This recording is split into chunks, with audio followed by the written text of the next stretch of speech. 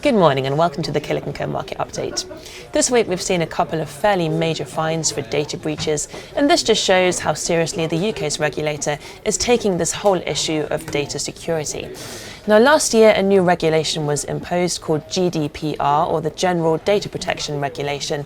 And this came in from the EU, and it gives the UK's regulator the power to impose much larger fines for any sort of data breach. Now, up until last week we weren't really sure of the extent to which our regulator would use these new powers, but this week it has become apparent they will be taking quite serious action here, and they will be imposing large fines where they can. So this week it's been announced that British Airways will be fined £183 million for a data breach that occurred last year, in which the customer details of 500,000 individual customers were compromised. It's also been announced that Marriott Hotels Group will be fined £99 million for a data breach that occurred all the way back in 2014, although the breach was not discovered until last year. So these very large fines do show the regulator is taking these issues seriously, and I think this will encourage companies within the UK to really review the measures they are taking regarding cybersecurity. So let's have a look at how the cybersecurity sector has performed in general over the last couple of years. So on this chart here we've got the US index, the S&P 500, that's the green line. And you can see that over the last 2 years it has performed well. It's up 20% during that time period.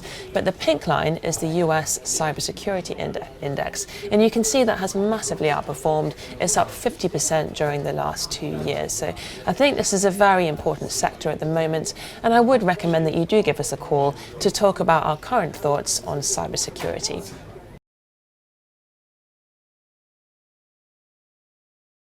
And also this week we've heard that Iran has tried to impede a BP oil tanker, and this has just caused a bit of concern about further tensions around the Middle East.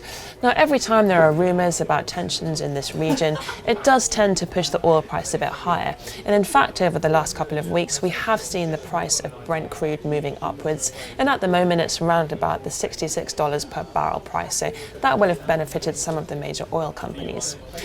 Also, these tensions in the Middle East have caused both Boris Johnson and Jeremy Hunt to comment on the fact that they would both commit to spending more on defence if they were to make it to become the leader of the Conservative Party. So, as with cybersecurity, please do give us a call if you would like to hear more about our thoughts on the defence sector at the moment.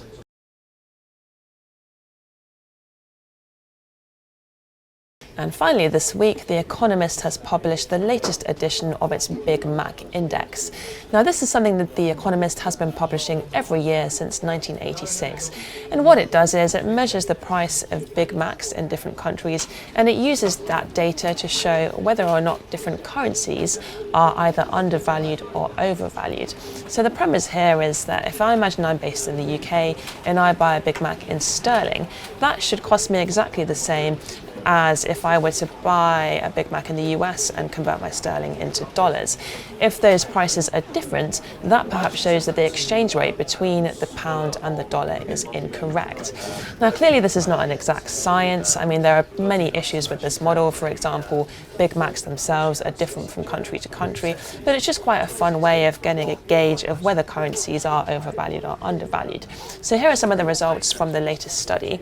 None of them too surprising, really. You can see that the Swiss franc is 59.5% overvalued against the pound, the US dollar 40% overvalued against the pound, the euro 11.5% overvalued against the pound. Chinese yuan, we've heard rumours for a while that this currency is very undervalued, and according to the Big Mac index it's 25% undervalued against the pound, and then the Turkish lira 40% undervalued against the pound. So some might argue that these are not particularly accurate, but I just think it's quite an interesting data point for this week. Now, moving on to the week ahead, it's a fairly big one in terms of US banks reporting. So we've got results coming out from Citigroup, JP Morgan and Goldman Sachs. And we'll be looking out for comments from these banks about what they think about the expectations for a US interest rate cut during the coming months.